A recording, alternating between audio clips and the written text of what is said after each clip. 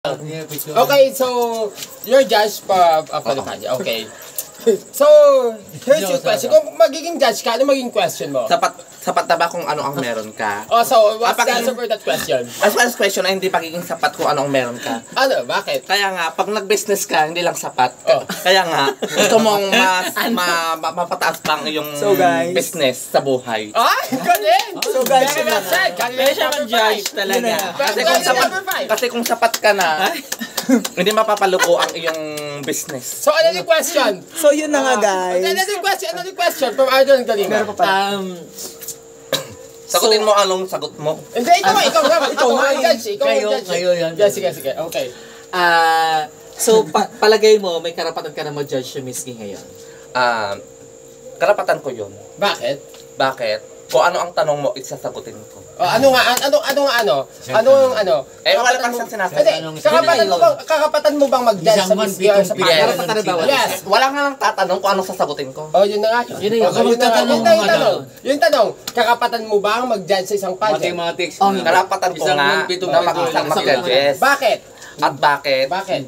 Kasi, pag tinanong nyo ako, at wala kayong sinabi, hindi ko rin sasagutin. Ay, napakagaling talaga. So, ayun na nga po. Pwede mag-chairman of the board dyan, baka naman po. Napakahusay. Naghahanap po kami ng naghahanap po kami ng sponsor. Sasagutin ko ang tanong. Oh, another. Totoo yun, anak. Habak kayo. Another. Talo na kayo. Kung bibigyan ka ng pagkakataong sagutin ng isang tanong, anong tanong ito at bakit? Pag sasagutin ko ang isang tanong at May last shot ka pa sa inyo. ano ang dapat ang Last shot tanong? pa yun. Tanong kung saang tanong na dapat sasagutin ko.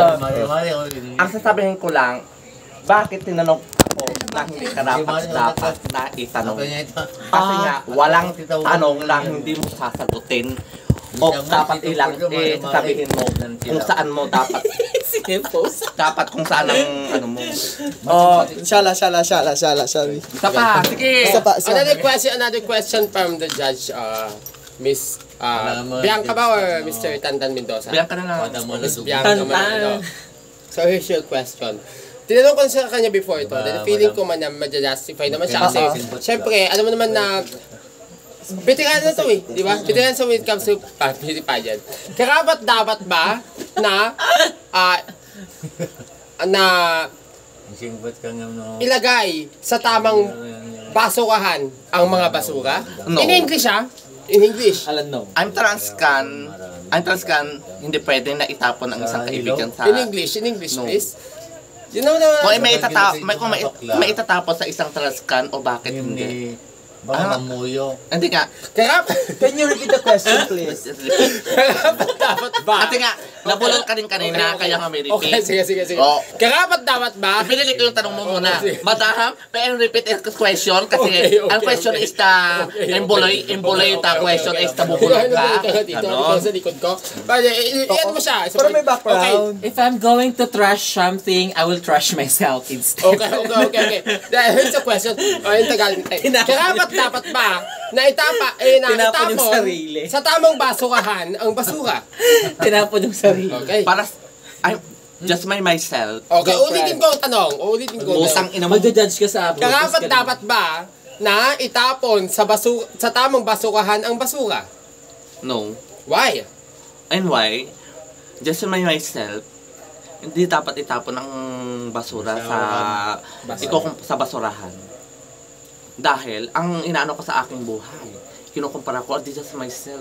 No, just is trust can, ay ibig sabihin nun, tulad nun. Inaano ko ang aking, hindi ko na maano yung dati. Galing.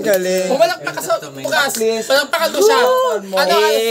Ano siya kumbaga, ang magsagot niya, minimal, 10. Pero may punto. May punto siya.